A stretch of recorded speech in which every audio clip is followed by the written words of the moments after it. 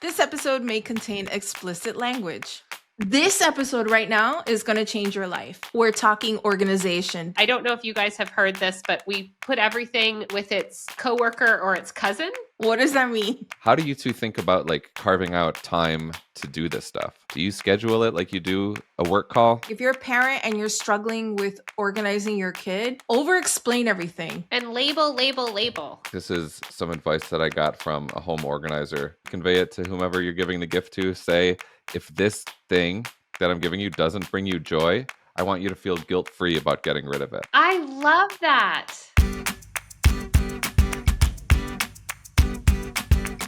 Welcome to Care and Feeding, the show that's as honest and as messy as parenting itself. I'm Lucy Lopez. I also host another podcast, The Mamacita Rica. I'm mother to Amelia, who's 15, Avery, who's 13, and we live in Miami, Florida. I'm Elizabeth Newcamp. I write a homeschool and family travel blog, Dutch Goose. I'm the mom to Henry, who's 13, Oliver, who's 11, and Teddy, who's 9, and we live in Honolulu, Hawaii. It still just sounds so cool. My name is Zak Rosen. I host another podcast called Weirdly Helpful, and I am dad to Noah, who's 8, and Ami, who's 5. We live in Detroit. So this week, we're talking organization. This is basically the Super Bowl for Elizabeth.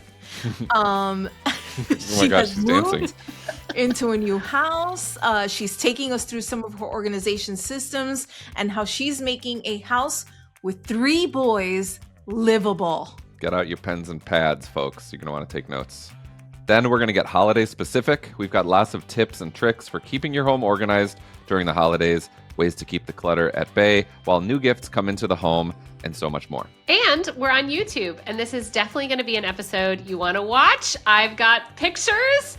I think I've got some video of the chaos to now hopefully organized mess. I don't know.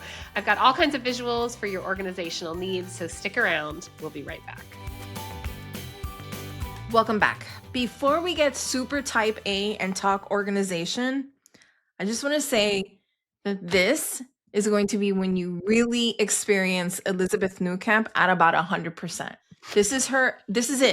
This is it. The only other episode that I feel could match the energy of how means so much to her is if we did an entire episode on journals.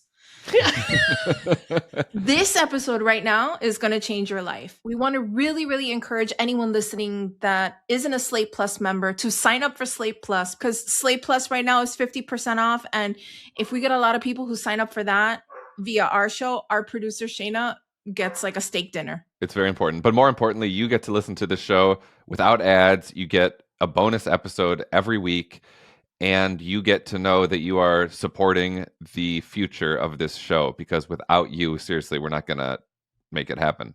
So please join Slate Plus, because we can't do it without you. And I mean, for us specifically, if you think this section is unhinged, I feel like the Plus Playground is where we're really allowed to just... Yes, the wheels are coming off. It's generally like we give recommendations, things we're loving. If you like, gift lists from us and things like that, that's what you're going to get there. But we tend to go off on our tangents then as well. It's not too rated R, but it's rated something. No, it's like PG-20. Exactly. And right now, you can get 50% off through the end of the year with code CF50, CF50. I know that doesn't seem like a lot, but we're hoping you'll get a little taste of what that sweet plus content is. Like, there's no payment wall on the site. You get a bonus episode of tons of Slate shows. I speak a little bit more in Spanish. You'll want to keep your membership into 2026 with this, all right? Sign up right now at slate.com/careplus. On to the question. Erin on Facebook told us she was looking for an episode about kids' rooms, organizational hacks, favorite design elements, and or a discussion on number of toys at different ages and reducing clutter would be super interesting. And since Elizabeth is like the queen at this and also in the middle of her 9th military move, it's time to talk about organization. Elizabeth, I pass the mic on to you, my amiga. I'm just going to step out. This is it, girl. This is all you, mama. No, I feel like both of you have stuff to offer here as well. We are in the middle of our 9th military move. We got here Wednesday, the stuff had already arrived but had not really been put away. And it is now Tuesday. And I would say we are at 90% and just limited by like furniture. Like I'm waiting for some bookshelves and stuff. But otherwise, like pictures are up. The only reason behind me there's nothing is that wallpaper is going up here. And that hasn't been done because Amazon didn't deliver one of the rolls. We had a big discussion about if I should just do it halfway. Just like, can I go to the end of the screen? But we're waiting for the last roll. But so other than that, we were able to unpack really quickly. And I think some of the things that I do to be ready for this is like helpful kind of in general. Not that hopefully you're not moving 9 times because it's insane. But I think the core philosophy for organization is going to be that everything needs a place and that the place needs to make sense. And then I don't know if you guys have heard this, but we put everything like basically with its coworker or its cousin. So as we find Lucy, Lucy was checked out until she's like, huh? What does that mean? Okay, so like coworker is going to be you put your stuff with the other stuff it works with. So like for example, if you have a bunch of shoelaces, its coworker would be like the box of shoe shine stuff or where you're putting sewing stuff.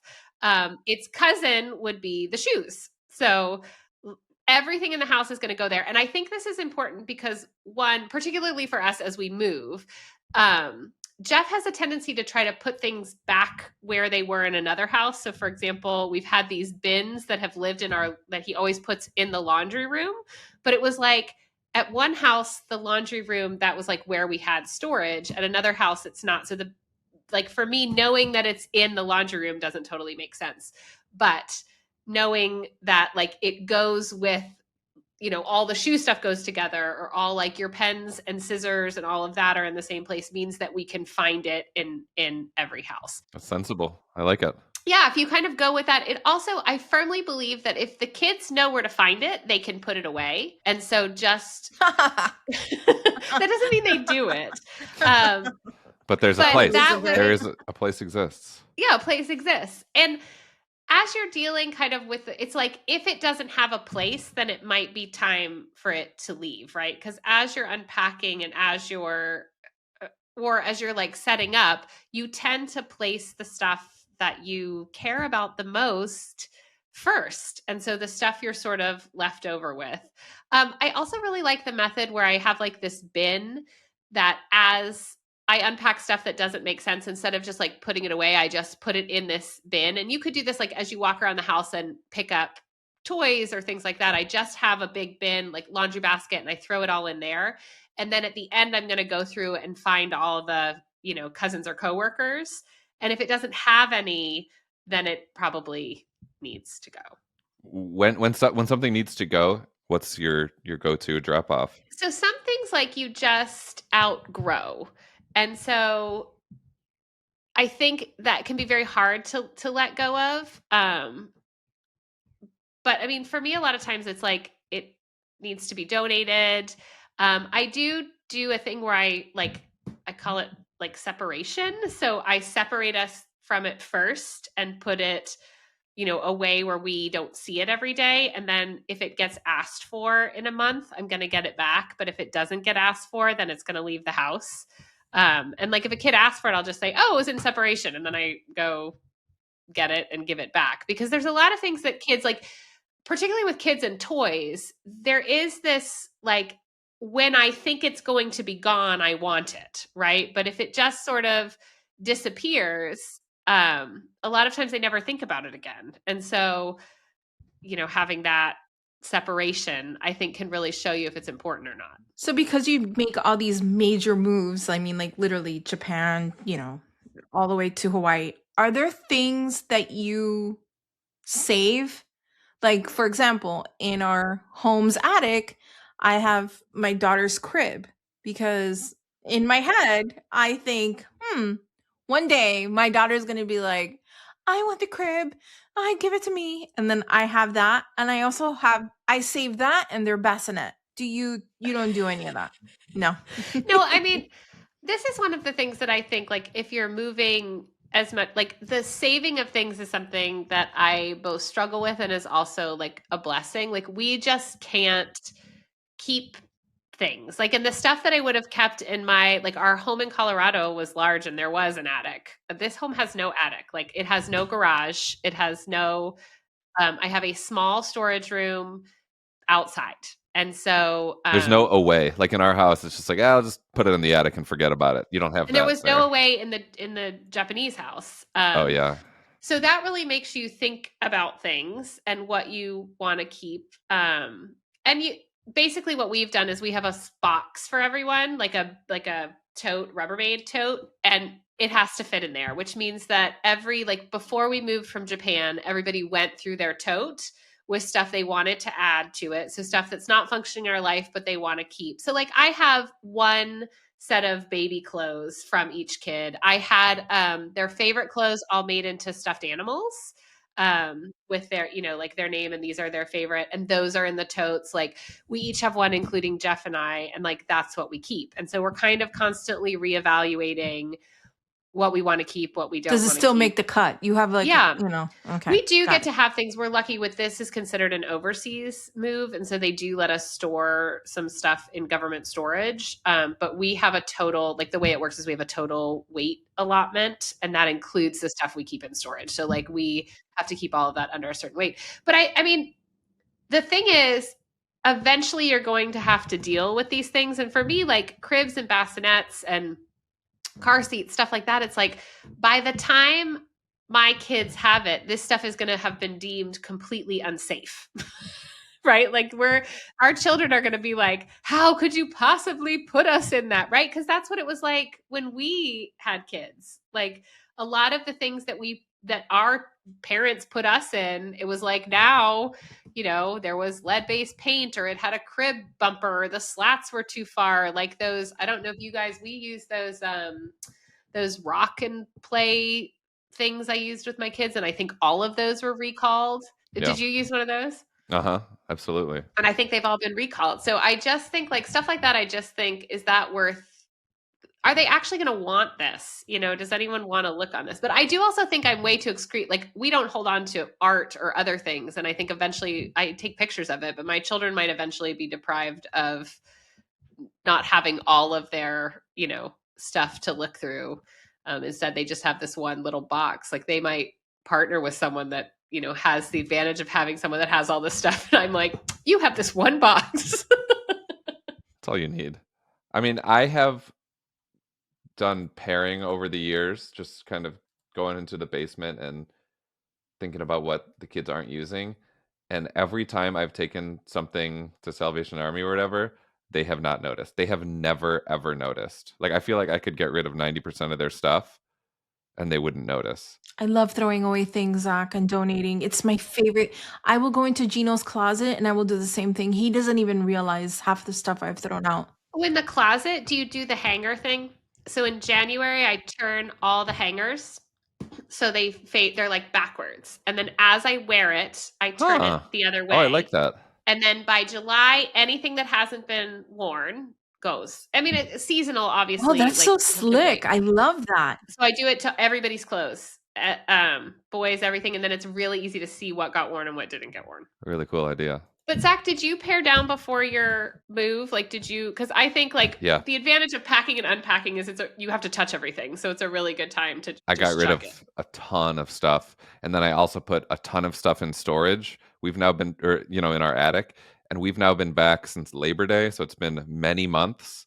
And everything that I put into storage, we've used like basically none of it. So I think this episode's inspired me to go up and pare even more of it away. Yeah, it was in separation and nobody asked for it.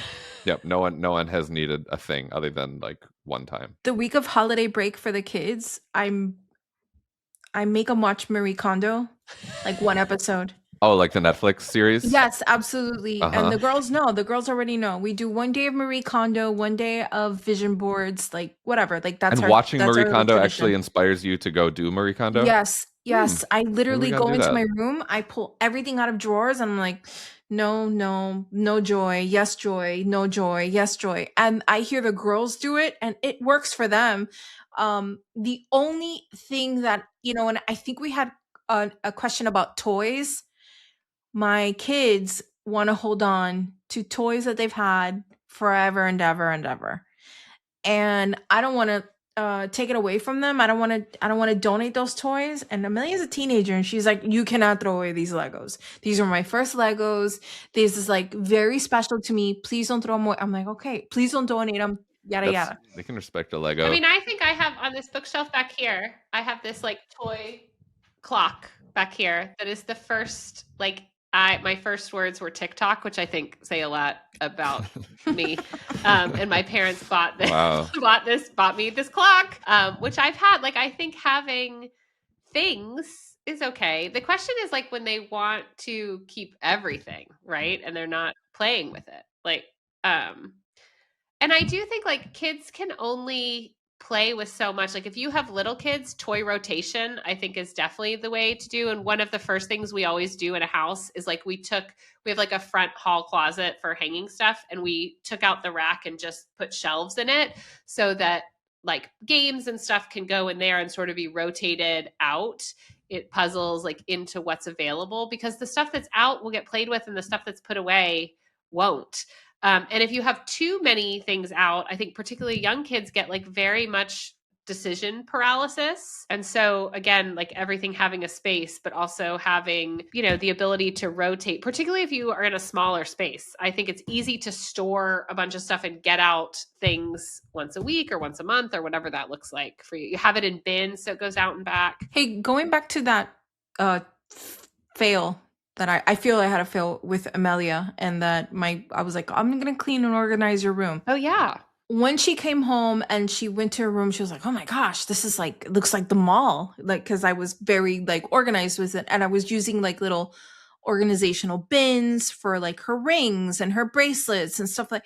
I noticed something that I didn't notice before where I had to like explain to her like, yeah, you could use this to put like small items like your rings, like your bracelets. And I think sometimes as a parent, you get caught up on like, they should know this already, or you assume that they know it. My kid is 15 years old and I can never assume anything with them. Like I had to be like, yes, mama, this is how you use it. Like this is why they use these organizational dividers and drawers for makeup because you don't, you just have like your mascaras here, your this is here. It's just like, oh, that looks so much. It looks like Sephora. I'm like, yeah, that's why it's so appealing to go there because everything has its place.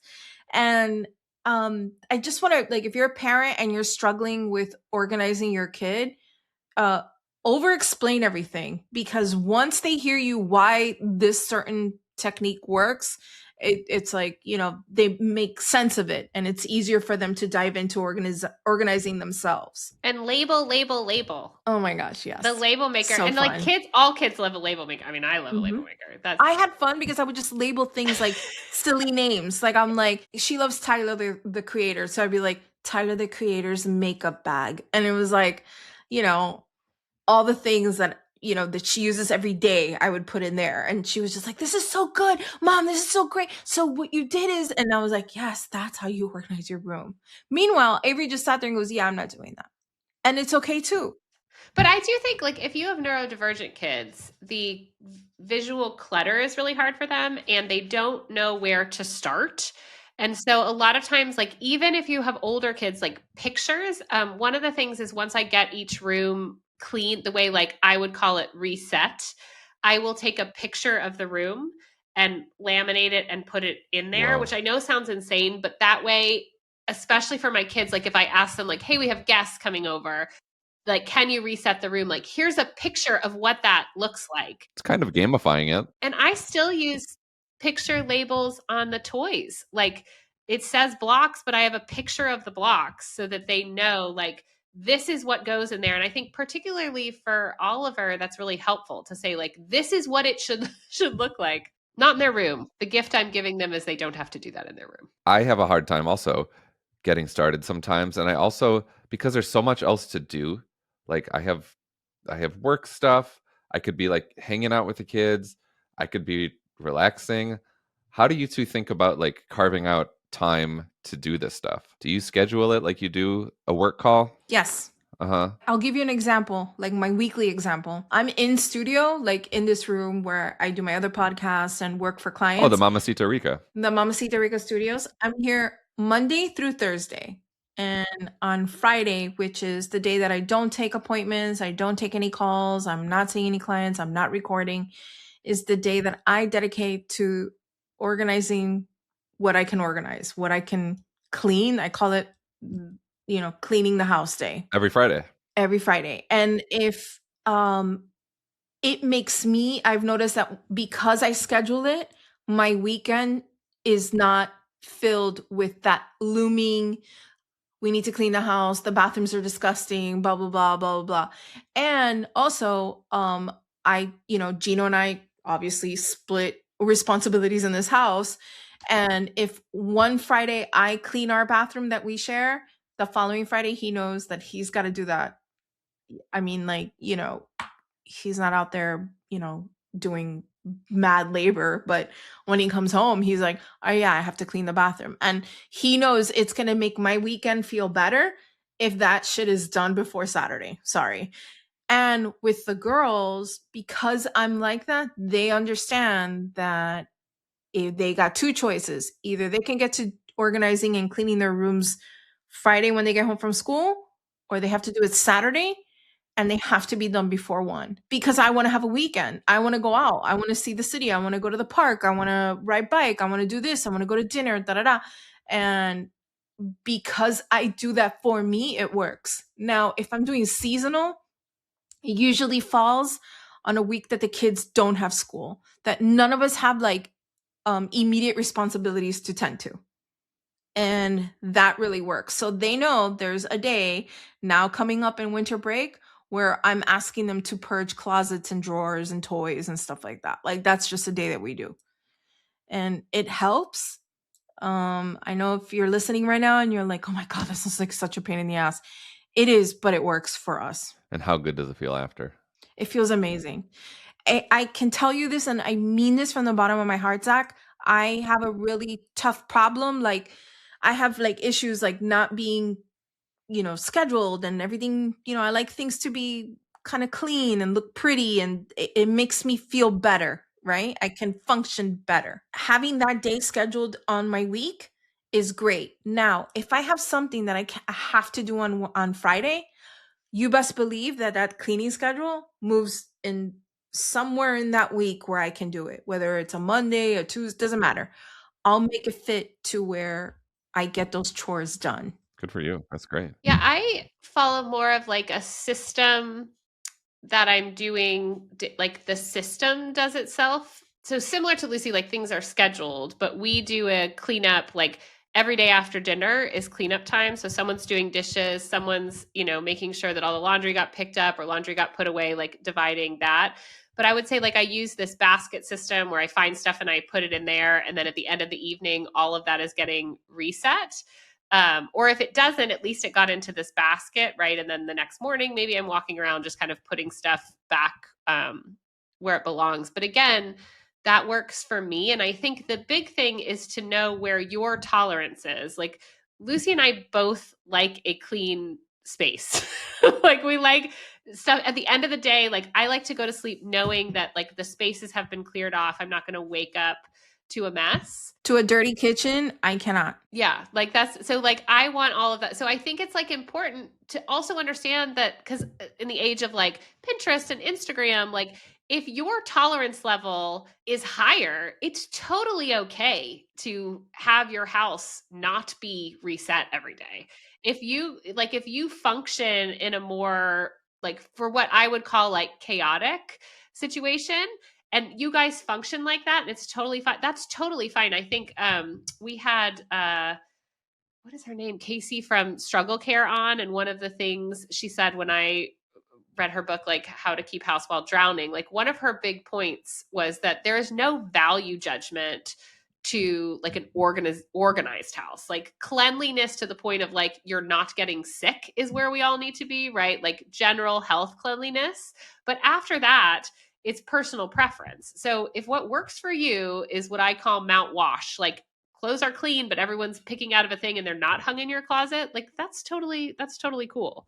Be a clean teen like Elizabeth. We're going to take one quick break, but we'll be right back in a second with holiday-focused organizing. Ooh, it's going to be a doozy. Let's be honest, life gets messy, families fight, coworkers overstep, partners do weird stuff in bed. Luckily, Slate's advice columnists have seen it all. Sign up for the free Slate Advice newsletter and get our latest takes on sex, parenting, money, and every moral gray area in between, plus exclusive bonus letters delivered straight to your inbox. Subscribe now at slate.com/advice. So welcome back. It's time to hone in our organizing focus. Let's talk holiday organizing. This is awesome. All right. I want to jump in with getting the kids involved because you already said, like, you wait for a week where the kids are home. Yeah. I try to do it when the kids are not around. Oh, really?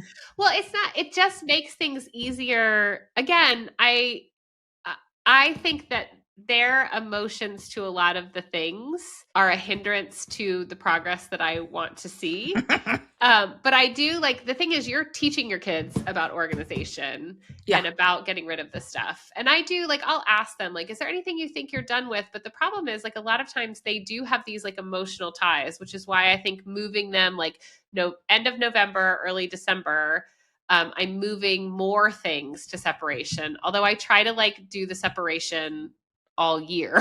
Like if I just notice that something's not getting played with, I try to move it to separation.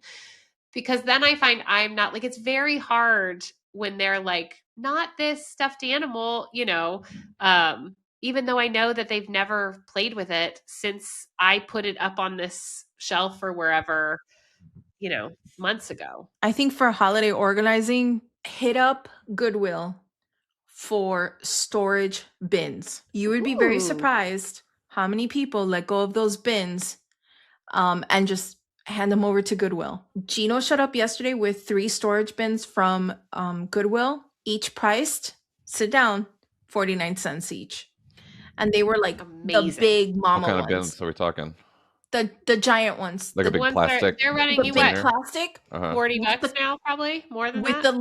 With the lid, like the big monster ones, because people just have to get rid of stuff. And luckily some people have the smarts to donate to somewhere like Goodwill, where people like me show up and I'm like, what? That's Some 49 people have cents? the goodwill to donate to Goodwill. Efectivamente, Zach. Efectivamente. So my favorite thing to do is I have rotating bins. So I have bins for Halloween and I have bins for Christmas. And then all the stuff in the kitchen for Halloween is I use the same bin for Christmas. So when I pull down the Christmas stuff, I just empty it out. I hold it downstairs. I put everything in there, put it away. And then when Christmas is over, everything that was in the kitchen, decorated for Christmas, whatever, I use the same bin for Halloween. It's all the same. So Christmas and like in the summer, Christmas and Halloween are sharing a bin? I know it sounds wacky, but it works for the kitchen stuff. Oh, so that's like kitchen decor is in one bin. Kitchen decor okay. I'm on board now. I got it. I was like, wait, what? Because they're cousins. They're cousins. Both holidays. They're co-workers, you guys. And you're going to use them within the same, like literally, one holiday is over and the next one starts immediately. So why would you just leave it in there? One bin. They share the same thing. They do the same purpose, whatever. Now, instead of using like, ¿cómo se dice? Cardboard boxes to store things. Now I use like the real stuff, like the plastic with the lid and you push in the thing and you put it away. I label everything. I label lights. I label Christmas baubles. I label them by year also. The other day, Amelia was like, I can't believe you still have this. And I'm like, Amelia, a Christmas tree is reflection of our family's past. Okay. We do not throw away the past like that. Okay. I know what Abuela is trying to teach you. No. We need to save stuff so you can share this eventually with your children. She throws away the Christmas ornaments? Yes. It's a whole other story, Elizabeth. And my therapist is not here right now. Okay? I know. I'm like, future episode. Why Lucy's mom throws away She threw them away all when she just threw them away. She was like, okay, you guys live on your own. I don't need this. And threw away all our childhood stuff. This is something I save. Christmas ornaments is I'll put it in the car with me if I need to. Because I agree. I think it's like one time a year where we get to sort of remember the past a little bit. And last but not least, what do you do with the gift pile after the holidays? What's more important to me than that question is, what do you do with the toys you already have that you know you need to donate? You need to do a day where you tell everybody, okay, let's go. We need to donate these toys. It's time to let go of these toys. And everybody goes into their room and everybody has to pick out. And I give a number too. I'm like, I need 12 toys right now, one for each month. And 12 toys come out of the room into a bag and donated to Goodwill. Do you donate 12 things too? Yeah, of course I do. But mine is usually more. Because I go through Gino's closet and I'm like, you've never worn this. This goes away. This goes away. These shoes are disgusting. Let's throw them away. This is not a happy admission. I really micromanage what comes in. Like I micromanage the gift lists. Like what families are purchasing for our kid. Like what's allowed in the house? Yeah. Oh, no. I think that's super smart. So like if we don't have room for it, or I feel like we have something similar, I'll be like, we can put it on the list, but we don't get everything we asked for. And then I'm like, strike through. I got a PowerPoint from Avery for her Christmas wish list, and there's about 10 items on there. I'm like, you're not getting this, you're not getting that. Okay, this is cool. This is fine. People whose kids go sit on Santa's lap 2 days before and ask for something that's not on the list. I'm not running to the store. Wait, so is that what you're supposed to do? You're supposed to listen to your kid talk to Santa and glean? I think some people do. I think it depends how Santa works. Like we use a controlled list, but I think that's like at least in the movies, right? And I definitely have friends who last minute, like, oh, my kid was asking for this, and then went and sat on Santa's lap and asked for X. I got to go find X, which is like the Halloween costume, like where a kid asks to be something, and then 2 days before is like, oh, I'm being this other thing. Like, no. You said this last month, and I already got it on sale, so no. Like the controlling of the list doesn't always work, but I feel like sometimes when I do it, I'm like, ooh, this is maybe too controlling. Parents and guardians, listen to me. Use that week off of school to your advantage. Do not sleep on that week. That's like the best week to get everybody on the same page. It's also the best week to sleep, though. Hell yeah. You're saying don't sleep on that week. I'd like to sleep. You need to do the clean out like before, though. Like the clean out needs to happen around Thanksgiving. What? Yeah, because also people are going, I also think like if I can get this stuff to Goodwill Thanksgiving, then it's going to go have a nice life for you're right. someone else, like now. I have a thought about kind of the front end of this. I know we're talking about how we deal with all the stuff, but when we're giving gifts, this is some advice that I got from a home organizer who came on Weirdly Helpful to talk about this. She encourages people when giving a gift, you can like say it on the card. You can just verbally convey it to whomever you're giving the gift to. Say, if this thing that I'm giving you doesn't bring you joy, I want you to feel guilt-free about getting rid of it. I love that. Yeah, because we're getting gifts and it's like, oh, I'm not going to wear this sweater, but I can't throw it away. That would be rude or something. And then it sits in our closet for the rest of our lives. So give people permission to just, pass it on to the next person or Goodwill. Can we also give permission to ask what people need? I don't know. I feel like there's this societal pressure to like give something that you thought of something on your own to like give that's perfect.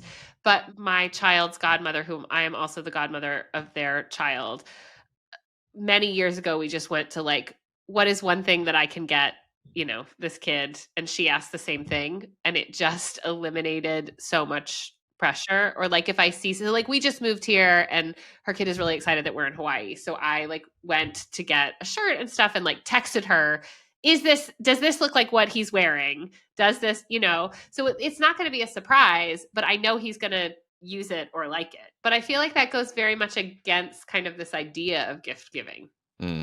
My big issue right now, just really quick for your advice, is that I've just unpacked the house, which I've like hyper fixated on. But now I need to get out the Christmas bins. I was gonna ask you if you put up your Christmas tree The yet. tree is up. I mean, we had to bring a fake tree here because I think you can no get a pine tree trees here, in but Hawaii. it's really expensive. I'm sure it's so expensive. I mean, I need to touch those bins because like we haven't seen any of those in 3 years because the decoration bins, like I just had one bin of a few decorations in Japan. So I do need to go through them and see what's in there. But like the idea now of getting out more stuff, but like I need to decorate and I like decorating.